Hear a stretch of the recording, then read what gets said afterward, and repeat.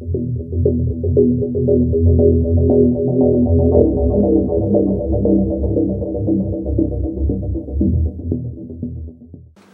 welcome to the first hardware review on retzone.ca. I'm here with Ramon. Hello. We're going to be... Sorry, go ahead.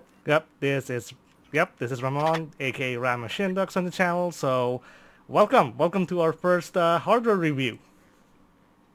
You'll have to bear with us for this review because we are testing the waters here with our setup, so there'll probably be lots of bloopers at the end, I'm sure. Definitely. So today we are going to be doing this video in 3 parts. The first part will be going over the Hyperscan, its specifications, its notorious reputation, and finally the unboxing. Part 2 will be actually trying to play the Hyperscan, and 3 will just be our thoughts based on what happens in Part 2. Well, with the shoddy build quality of this thing, I wouldn't be surprised if Part 2 doesn't even happen, but we will see if we get lucky. I have seen other reviews online of this thing that are very negative, and I was just surfing Facebook Marketplace one day, and I saw this come up for $40. I figured I would waste the $40 and find out just how bad this thing is.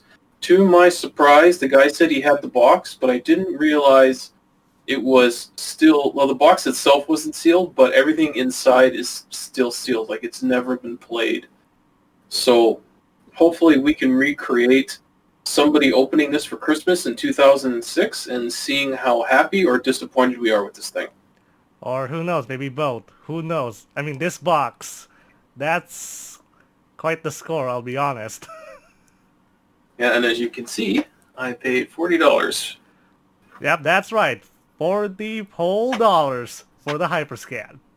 So somebody bought this, I don't know when, I guess around 2006 or later, and then just never used it, and then it just sat around. And then the gentleman I bought it from said he bought it from somebody else, and he bought it for his daughter, and his daughter isn't into X-Men, so he threw it up on Facebook Marketplace, and I was just surfing there one day, and I'm like, oh my god, a Hyperscan?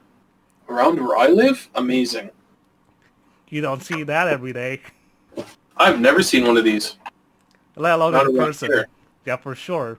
Like, let alone, in what is essentially a untouched Hyperscan. Pretty much, yeah. Like, this is new in box. Box looks a little rough, but everything inside is still got the twist ties and the baggies and everything. Right? So, I don't know what we're gonna unleash right here, but I guess we'll find out.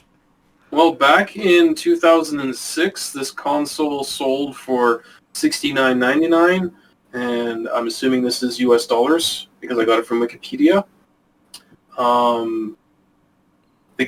The other games you could get for this were $20.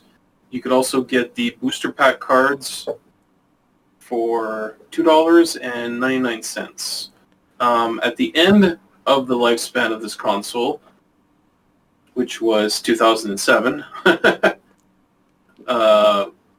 console is being sold for $10 and the booster packs for 99 cents.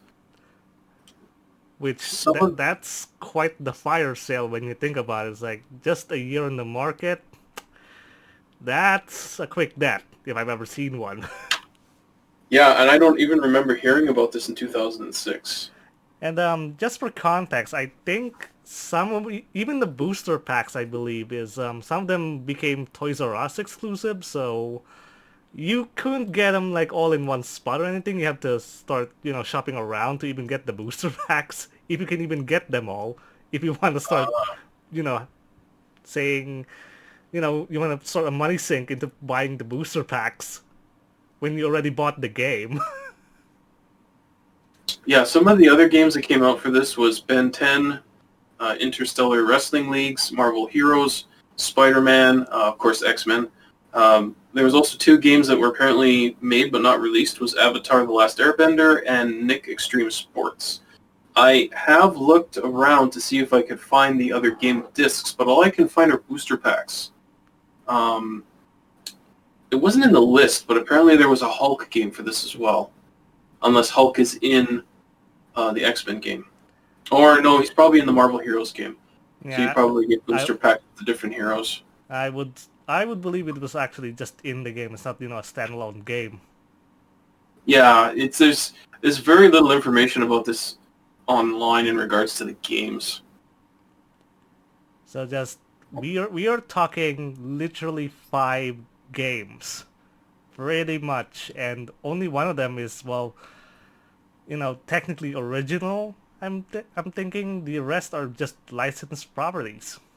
The funny thing is they list X-Men as their best-selling game, but that's only because it was the back-in game. Which they tried to pull a Nintendo, so. So Mattel marketed this, and you would think that after marketing the Nintendo Entertainment System that they would have done a way better job on this thing. But as you can see just from looking at the box here, if you notice, it doesn't actually say Mattel anywhere on here.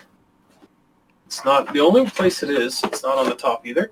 But the only place it is, and you won't be able to see it, is it just says Mattel in very fine print in this block of text here. And I think it's mentioned on the instruction manual and in tiny print on the disc. Other than that, their name isn't really on it. Indeed, that's what I find puzzling here.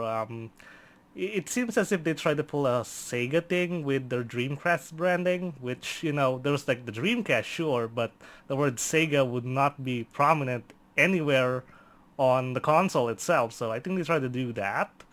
But, well, we're gonna find out who actually made it, and, well, it's Mattel.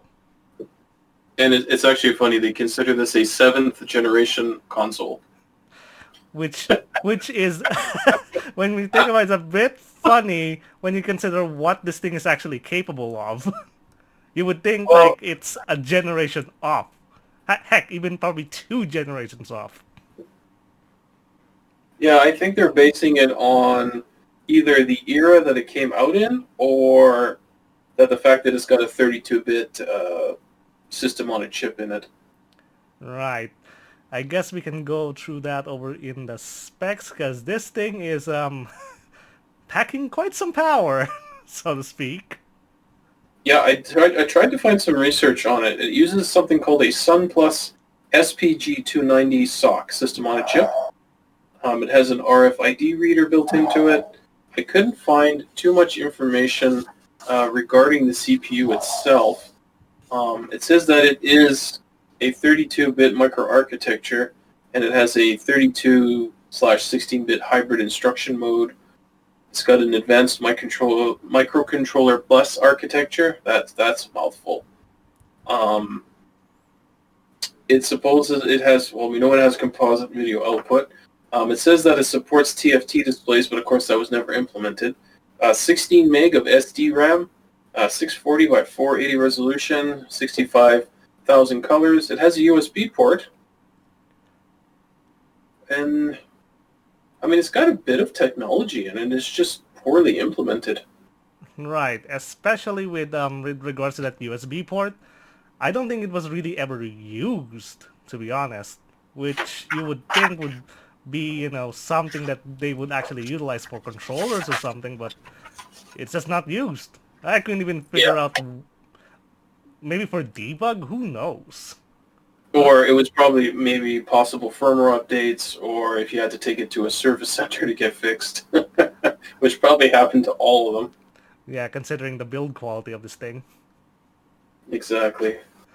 Well, I guess it's time to figure out what this thing actually looks like. And so, I'm just going to put my notes down here. Sorry for the rustling paper. So the box itself is pretty... Now I've got my microphone cable hooked on something. Sorry. All right. So the box is actually pretty cool. It's a nicely printed. It's got some nice glossy lettering here. These corners here, it's probably hard to tell in the video, but these are actually red embossed foil. So it actually looks pretty good. So we'll just open this up here. All right. Oh, here we go. Here we go, ladies and gentlemen. This unfortunately has one of the attached composite cables that you can't detach. So what do we got for Christmas here? So we have some of the RFID cards. Yep, the mythical cards that this thing was supposed to be, its selling point. These things that you scan, because, this thing is called the Hyperscan for a reason. These are actually quite thick. They have a nice matte finish to them, I guess. This side is matte. The stats side here has gloss. This one says Strength Room. This one says Wolverine. This one says Lady Deathstrike. Adamantium Claws. I hope I said that right for Wolverine. Big Chill for Iceman here. And another Lady Deathstrike. Cyborg Assault. So I guess these are thick because I guess it's got the RFID chip in them. Right. And it looks like a bunch of character cards that we acquired today. Yeah. Okay, what else we got here? Got your standard AC wall wart here. What is it? 7.5 volts at 500 milliamps. Nothing special there. Just a mass marketed AC adapter. And there it is. Now we have the controller, which is still tied to the back here. Right.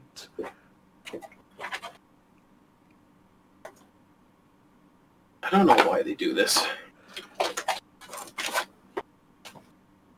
Yeah, it seems as if they've actually, really nailed down the whole, yeah, we're gonna stick this into the box and it's not gonna move whatsoever. Or in this case, almost never come out of the box. Which, depending on how you view this thing, that's probably a positive.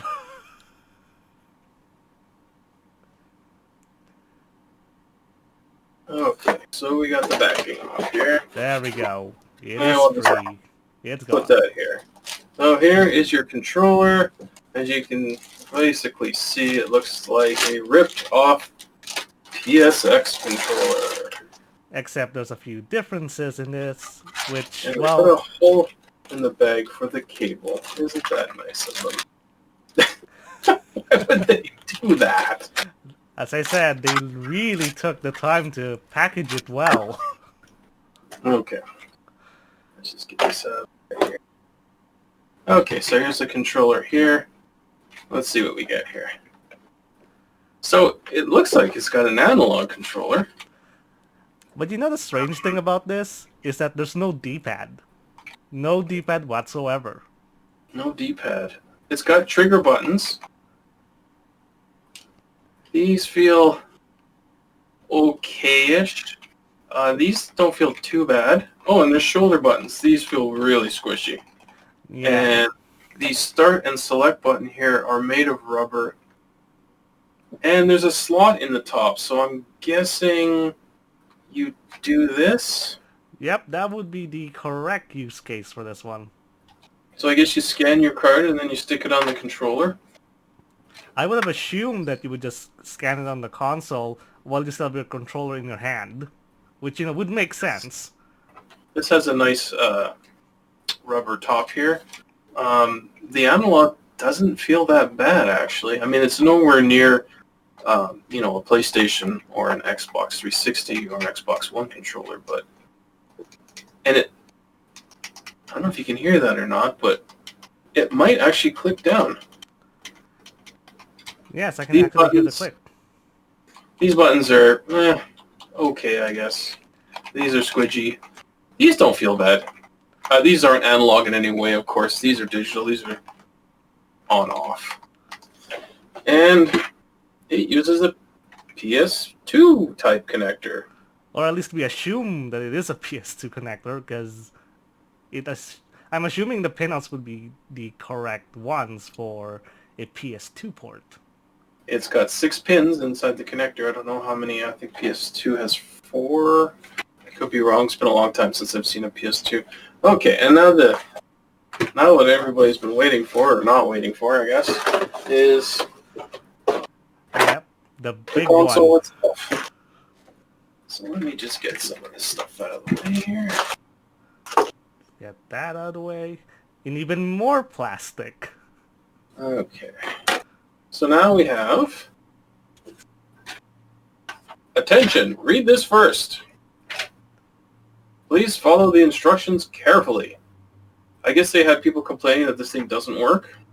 No surprise. It says, hold your card by the edges with the Hyperscan logo facing up and the character illustration face down. When prompted, position the rounded section of the card so the target area hovers directly over the sensor in the center, all caps, of the glowing red panel, as indicated. Your card should be approximately 1/4 inch from the sensor. A sound will confirm a successful scan and your character will appear on screen momentarily. Repeat the process to scan all your modification cards. Okay, so just after reading that, I think we got 2 characters out of this. I believe I was counting 3, I believe, but one could be a variation. Well, we got Lady Deathstrike. And that's a given. We got Wolverine. That's another character card. And this is... Okay, this is a modification for Lady Deathstrike. Ah, a mod card. So that makes sense. This is a modification for Wolverine. Yep, that's another mod card. I'm not sure what this is. It just says Strength Room, Danger Room. Player must pick up and throw Sentinel body parts across the chasm without any falling into the void. The chasms change as difficulty increases. So I don't know if this is like a bonus game that you get when you scan this one. I'm assuming... Go ahead, sorry. I'm assuming that's probably something like an extra level in the game or something unlockable. Normally you would unlock it when you play the game, but in this case you have to scan it. And this is another mod, but it's for Iceman, so I don't know if you can apply it to the other characters. So it looks like the only characters you can play are the ones you have cards for. So if you bought this and you only get 2 cards, you can only play those characters. Well, I guess we'll find that out later. Maybe that's why this thing has a reputation. So here's the actual game itself. And now we're starting to see Mattel. On the bottom corner here, it's in tiny print. It says 2006 Mattel. It says 2006 Mattel on the game disc here. Of course, this game just is immaculate because it's never been played. But they don't really even give you the liberty of, like a good case or anything. No. And I mean, I'm assuming this was marketed to kids. So, I mean, you know kids aren't going to handle a CD properly. This is just a requirement they have to throw in there. But it does have a big Mattel logo on it, so... So there we go. There's the Mattel logo. How many times now? 1, 2, 3, 4. 5, 6. But nothing external. It's all internal here. So this is just your instruction manual here. And then this just says console instructions. So this one is nicely glossy printed. It's not color inside, but it's nice. This one is a little more basic. Looks like it was printed on like toilet paper or something. Okay. Let's have a look at this console. Alright, to the big event. The very big one. The big one. Alright. Just bear with me here for a sec because this is the first time I've ever seen one of these guys. Let alone in a plastic. Oh, and they've done that thing again where they put the wires through the bag. I don't understand. Could have easily just hung out the bottom of the bag, but what do I know? Okay, as I mentioned earlier, the composite cables are permanently attached to this guy. Bonus, it's in stereo. Oh, that's a bonus. Nick Mono, get out of here.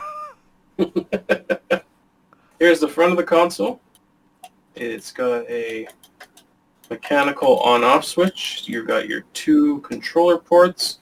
It's got some nice shiny red metal here. On the back it says Hyperscan 2006 Mattel. Apparently it has some patents on it.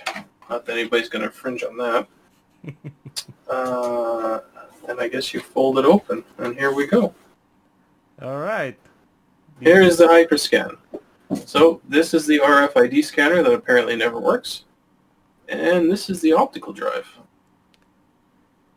And then on the back, there's that USB port that we talked about earlier. And the AC input, or sorry, DC input, rather. Hyperscan. Yep. It has been Now let's see how we open this guy up here.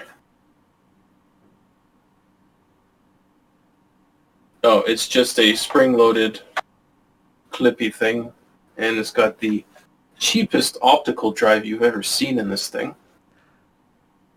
Wow. That's by definition cheap. It's not even a click and open. You have to sort of pull on it, and this feels really, really flimsy. Like if I pull this back any further, I feel like I'm going to break it. This is no PS1 sound mechanism here, folks. No, this is like Genesis 3, PS3 super slim quality. But even those are arguably better. Oh yeah, they're usable up until they break. This is something else, folks. Something else. I guess you were supposed to get your parents to buy you this, and then I guess you're supposed to fold it up and take it to your friend's house, and I guess he's gonna have some Hyperscan cards, you're gonna have the Hyperscan cards, and you to beat the crap out of each other with this thing. It looks like it's mostly fighting games. Which it seems to be, from that library of games, it seems to be, it's licensed properties, of course, but they all seem to be, side-scrolling titles, so you knew what this console was trying to, appeal to. Yeah, like this is very 2D. I mean, there's no 3D in this thing. I don't think there ever really was, any intention to have this output 3D in the first place. What are some other 7th gen consoles off the top of your head? 7th gen consoles. I mean, we could argue that there's the new one, which is basically the reverse PS2, where they shoved in a game system into a DVD player. Arguably, that has more potential. So the PS2 is also a 7th gen? I'm not sure. Oh wait, hold on. Why was I thinking? I was thinking the new one because of the way that this thing operates. It's like as if they shoehorned the game system into something that was never really meant to be a game console in the first place. Like this SoC, it appears to be that they just shoved some sort of gaming system in there when it never should have been. I don't even think Sunplus really knew that, like, they would, Mattel would actually go to them and say, hey, we want to make a game system, but we're ultra cheap. So that's why I was thinking new one in the first place, because that's kind of what the concept is, but except this is CDs, so I don't even think you could even play something like video using this SoC, I think. What do you think? It's just off-the-shelf parts, and then they just wrote an operating system for it and called it a gaming console. I mean, 7th gen. This was the HD era. Understand that, at this point, the Xbox 360 was out for a couple years already. And so this came out. That's right. This came out the same time as the Xbox 360, and this thing is like, I don't know what would be as powerful as I guess a PS1, because the PS1 had a 32-bit RISC processor in it. Correct, but even then, arguably the PS1 would still trump this like crazy because, 3D. This thing, I don't even know if it can even pull up 3D if you wanted to. No, there's no GPU in this thing. It's all an SoC. There's a video processor, but not a GPU. I mean, I bet you that chip was supposed to be just for, like, kiosks or something, or Right, and also for context, not just the Xbox 360. Mind you, when this thing launched, the PS3 was literally days away along with the Wii. So, I don't even know if this thing even had a chance of like, selling like Wii levels of crazy when those two big consoles are gonna be releasing within days of this thing even Well, releasing in the first place. I'm under the impression that they didn't make this to compete with any other consoles. I think this was just something to fill the toy shelf with something, interactive and video and superhero-y. Like this was probably marketed to like 8 to 10 year olds. I'm thinking, up to 12-year-olds. Right, and that's really evident in, the rather interesting commercial that they put out for the Hyperscan, which basically that's the demographic they were trying to shoot for. Yes, future me will edit the commercial into this video so you guys can see what we're talking about. Tom likes collector card games, and Jim likes video games. To make a truly great game, I was thinking you could combine them. Eh? I meant combine the games, not the kids! The new Hyperscan video game system is here, featuring X-Men. It's where collectible card games meet video games. Scan your character, battle and gain power, rescan to save the power permanently back to your card. Hyperscan video game system with one controller and X-Men game pack. Other games coming soon, sold separately, rated E10 plus to teen. Hyperscangaming.com. Yeah, definitely, because that thing is interesting, and you can kind of see Mattel's thought process in there, like in a nutshell, on why they made the Hyperscan in the first place. Yeah, this is not a hardcore video game console. This is a toy that you hook up to your TV, like those all-in-one arcade things that you put AA's in and hook it up to your TV, and it's a joystick and everything all in one. Right. For little kids, because they don't care about video quality or even the quality of games, right? It's just like, oh, cool, X-Men. Oh, and I got cards like Pokemon and Yu-Gi-Oh! Yeah, at the time when, these card games, they were starting to go, and, Mattel was really, really trying here to basically write it into a video game console. I mean, the very idea of this, you could argue, you could just shove in a credit card machine right into this thing, and it would do the same with all the booster packs you're gonna buy. Pretty much, yeah. I mean, I guess the only other thing, and it's from a different era as well, is the old barcode battler, where you would just scan random barcodes into the quote-unquote console, and it would create characters based on the barcode, and then you would fight other barcodes. I guess this is kind of the same thing that uses RFID cards. In essence, this is basically, in a nutshell, your prototype, Nintendo Amiibos before even that was a thing. Yeah, I guess Amiibos are RFID. Well, they're NFC, they're better technology for sure, but you could argue this thing predated, the Amiibo concept, but they were just a little too early for that. Yeah, and there you have it. This is the unboxing of the Hyperscan. I guess the next phase from this thing is now to actually play the thing. Whether or not it even turns on, that will be the big question, because if you look at the build quality of this thing, I'm not so sure, but we should be able to play something out of it. You do have X-Men right there, so we should be able to play that. I just opened it. It's already got stress marks in the plastic. This red anodized plastic, whatever you want to call it, doesn't look that great either. I mean, they didn't spend too much on this. I mean, this just doesn't even look like it was molded properly. It's all not great. It's going to be hard to see in the video, but under these lights I can see all these bad molding marks and such. Yeah, it's as if the molding job, they kind of ripped it off from whatever mold they made, and it's just the definition of cheap plastic.